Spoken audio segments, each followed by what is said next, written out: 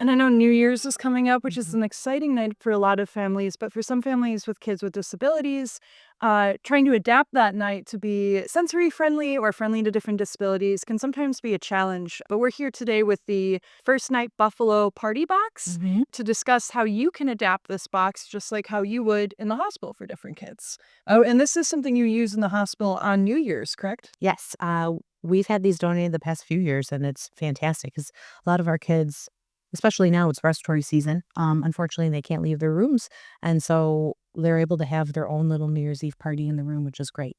And which of these activities do you think would be best suited for a child who is maybe sensory seeking, who needs a lot of stimulation? A lot of these activities, actually, if I'm being honest with you, the light up wands, the kazoos because they vibrate, the bubbles, popping the bubbles, blowing the bubbles. Like I said, the balloons, you can pull on them, bounce on them, blow them up and let them go. We did that a lot as a child. The face paint, I think most of these toys would be really good for kids who are seeking sensory stimulation.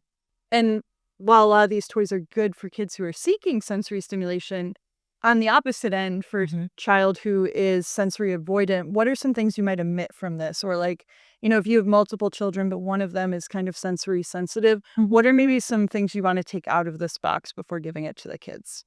If they're avoiding physical touch, then the face paint and would be one. If they're overstimulated by visual stimulation, then the lights, right? If noises are too much, probably the kazoos I would leave out. So it's really adaptive to whatever your child is expressing, I guess is Yeah, absolutely.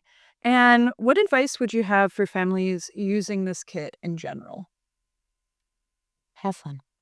Right? I think that it's a great kit for families in home and for you to create your own little special memories and traditions.